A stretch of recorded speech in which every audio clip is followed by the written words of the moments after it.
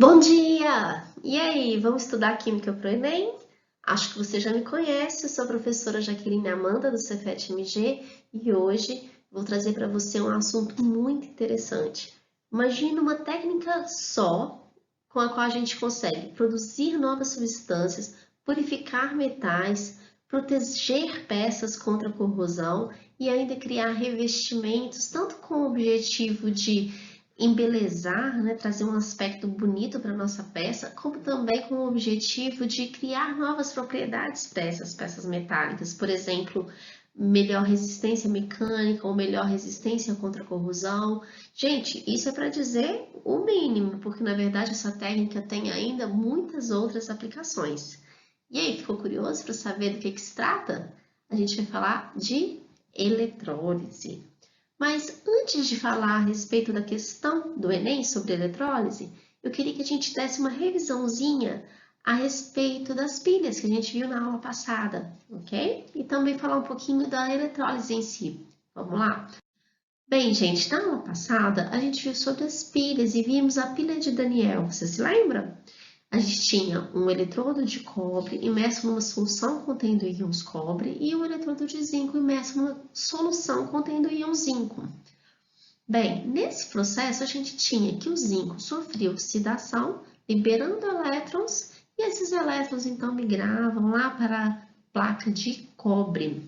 Lá na placa de cobre, os íons cobre lá da solução recebiam elétrons e se depositavam na placa.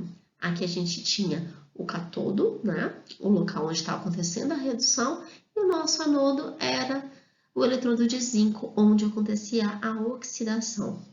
Um aspecto muito importante para a gente ressaltar é que esse é um processo espontâneo. É assim que a coisa funciona naturalmente. E a gente tem aqui um processo capaz de gerar energia elétrica.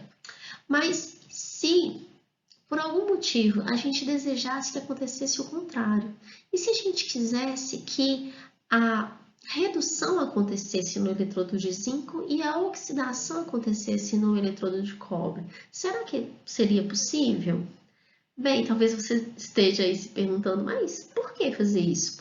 Na verdade, fazer isso pode ter muitas boas aplicações, mas a gente conseguiria fazer?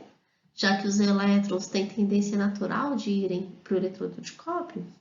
Bem, para fazer isso, a gente teria que forçar esse processo a acontecer. E a gente teria, então, que injetar energia elétrica aqui, tá? Isso é feito conectando uma fonte de tensão entre os eletrodos de cobre e de zinco. Agora a gente consegue forçar esse processo. Por quê? A gente aplica aqui uma diferença de potencial que é maior do que a diferença de potencial que existe entre o cobre e o zinco. A gente vai ter agora o elétron com maior tendência de se dirigir ao polo positivo da fonte, que é uma fonte com uma elevada diferença de potencial em relação ao sistema, e a tendência disso acontecer vai ser muito maior do que a do elétron ir para o cobre, ok? Então é dessa forma que a gente vai conseguir forçar esse direcionamento dos elétrons em direção ao eletrodo de zinco. Bem, então a gente vai ter a redução agora acontecendo no eletrodo de zinco, já que esse eletrodo vai receber esses elétrons, e o nosso eletrodo de cobre vai ser o local onde vai acontecer a oxidação, ou seja, a perda desses elétrons. Bem, mas uma coisa interessante, esse zinco continua polo negativo e o cobre continua polo positivo, tá? Veja só, o nosso eletrodo, que é o polo positivo, vai ser qual? Aquele conectado ao polo positivo da fonte. Repare, gente, que lá na pilha, enquanto o polo positivo era o nosso cátodo, agora o polo positivo é o nosso anodo, é o local onde está acontecendo a oxidação, tá? Então, cuidado, isso é um aspecto muito importante que diferencia a pilha da eletrólise. Aquele eletrodo que era o cátodo e tinha então um polo positivo, aqui a gente tem o anodo como polo positivo, não se esqueça. Outro aspecto importante, aqui a gente tem um processo que é forçado, não é espontâneo. E é um processo que não nos dá energia, pelo contrário, ele consome energia, ele demanda energia para acontecer. Mas ainda assim, ele tem suas vantagens por nos permitir fazer alguma manobra interessante aqui, ok? Vai nos dar uma aplicação importante. Lembrando, a gente tinha o cobre imerso numa solução contendo íons cobre e tinha o zinco imerso numa solução contendo íon zinco. É claro que nós temos também outras espécies aqui presentes nessa solução. A gente tem a água, já que a gente tem uma solução aquosa, temos íons hidróxido e íons H+, ou hidrônio, né? Devido à alta hidrólise da água, e a gente tem também oxigênio, que é o oxigênio dissolvido no ar.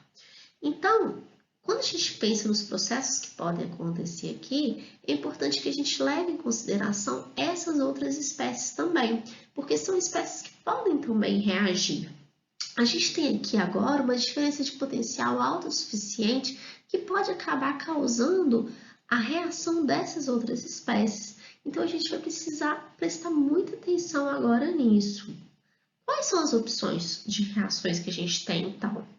A gente tem a possibilidade do cobre sofrer oxidação, o próprio cobre do nosso eletrodo, não é? E aí ele liberaria cobre 2+, mas pode ser que quem reaja fosse, por exemplo, o hidróxido, né? O hidróxido ele pode perder elétrons também, ou pode ser a própria água sofrendo a oxidação.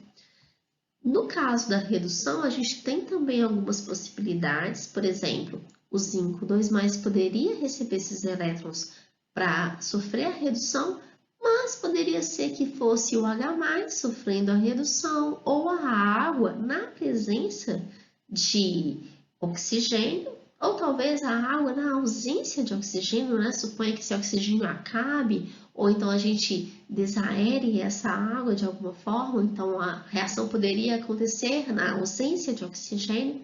Enfim, nós temos muitas possibilidades, né? Tem que tomar cuidado para não propor coisas que não ocorreriam de jeito nenhum. Por exemplo, o H+ não poderia sofrer oxidação, ele não pode perder elétrons. É uma espécie que já está positiva, já perdeu elétrons, então sem chance de perder mais, não é mesmo? Bem, mas entre essas possibilidades que a gente tem aqui, qual que vai de fato acontecer? Qual é a reação que de fato acontece? A reação que de fato vai acontecer como oxidação vai ser aquela que tem maior potencial de oxidação. E a reação que acontece como redução será aquela que apresenta maior potencial de redução. Mas tome cuidado, viu? Lembra que esses potenciais aqui são potenciais padrões, ou seja, eles pressupõem uma concentração de 1 mol por litro, e não é o que a gente tem, na verdade, na maioria das vezes. Por exemplo, num sistema natural, a gente tem os íons H+ e OH- em concentrações muito baixas, na verdade. Então, isso faz com que essas reações envolvendo essas espécies não tenham tanta tendência de acontecer como parece à primeira vista se a gente olhar os potenciais, ok?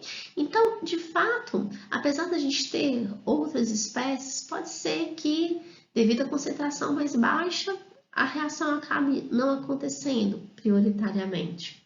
Já o zinco, né, a gente tem ele lá numa concentração elevada, tem uma alta tendência dessa reação acontecer. E aí, o que a gente teria? A redução desse zinco, que então depositar na placa. Esse é um processo com uma aplicação muito interessante. Você já ouviu falar em aço galvanizado?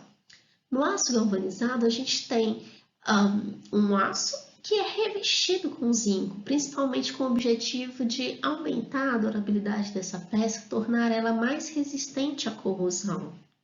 Então, é uma possibilidade, a gente poderia trocar essa peça, em vez de usar um zinco metálico, a gente poderia usar um aço, né? E a gente então conseguir revestir esse aço com zinco, transformando ele em aço galvanizado, por exemplo.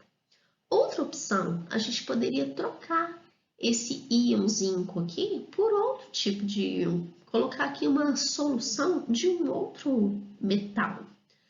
Para quê? Assim, a gente poderia então criar um revestimento de um outro metal. A gente poderia criar um revestimento de ouro, de prata, de cobre, conforme a gente desejasse e conforme fosse a aplicação que a gente deseja, ok? Então, a gente já tem falado aqui a respeito da possibilidade de criar revestimentos. Falei para vocês também que a eletrólise pode ser usada para produzir novas substâncias. Fica ligado, porque a próxima questão que vai tratar de eletrólise aqui no nosso canal vai falar a respeito disso, de produção de substâncias a partir da eletrólise. Então, não perca, tá bom? E com relação à nossa questão, ela traz uma outra ainda aplicação para a eletrólise, que é a purificação de metais. Vamos lá na questão? Diz assim, a eletrólise é muito empregada na indústria com o objetivo de reaproveitar parte dos metais sucateados. O cobre, por exemplo, é um dos metais com maior rendimento no processo de eletrólise, com uma recuperação de aproximadamente 99,9%. Por ser um metal de alto valor comercial e de múltiplas aplicações, sua recuperação torna-se viável economicamente. Suponha que, em um processo de recuperação de cobre puro, tenha-se eletrolizado uma solução de sulfato de cobre 2 durante 3 horas, empregando-se uma corrente elétrica de intensidade igual a 10 A. A massa de cobre puro recuperada é de aproximadamente, e aí a gente tem que escolher a alternativa que melhor responde a questão. Ele nos deu aqui algumas constantes, né, que a gente vai usar. Bem, e aí? A gente precisa saber, dadas essas condições que ele nos deu, será que a gente consegue então descobrir quanto de cobre vai se depositar lá no nosso cátodo? Bem, vamos então pegar a reação de redução, não é? A semi-reação de redução. O que a gente tem, gente? A gente tem aqui um sistema em que nós temos uma solução de cobre e duas placas de cobre, sendo uma placa de cobre puro e a outra de cobre impuro. Nós queremos fazer o seguinte, a gente quer que o cobre se deposite sobre o cobre puro, criando então uma peça de cobre puro com uma massa maior, não é? E a gente quer gastar esse cobre impuro nesse processo. A gente quer acabar com esse cobre impuro e aumentar a nossa quantidade de cobre puro. Ou seja, o que vai acontecer aqui? A gente quer que o cobre saia dessa peça de cobre impuro, vá para a solução, ou seja, sofra uma oxidação, e depois a seguir sofra uma redução se depositando na placa do cobre puro.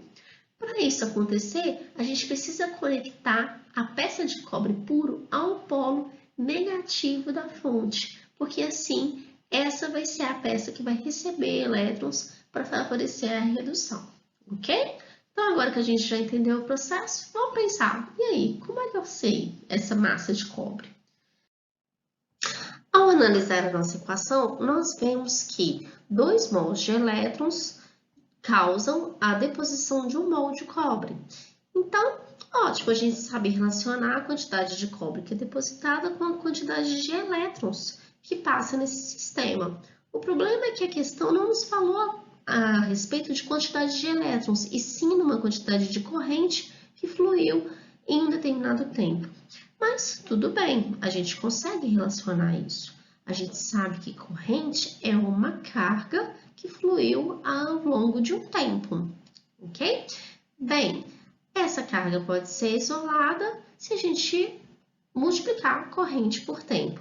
O problema é que a corrente deve estar em ampere e o tempo em segundos, o nosso tempo está em horas.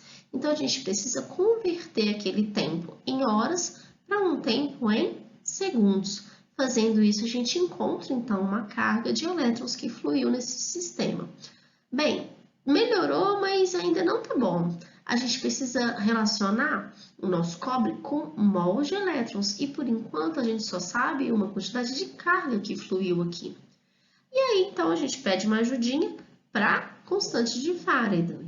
A constante de Faraday, ela relaciona o mol de elétrons com a carga que esse mol de elétrons possui. Se a gente sabe que um mol de elétrons tem a carga de 96.500 coulombs, então a gente consegue descobrir quantos mols de elétrons tem a carga que nós descobrimos que está fluindo aqui. Encontrando o valor da incógnita, a gente sabe então que fluíram nesse sistema 1,12 mols de elétrons. Maravilha! A gente sabe que 2 mols de elétrons produzem 1 mol de cobre depositado, que equivale a 63,5 gramas, conforme a própria questão nos falou.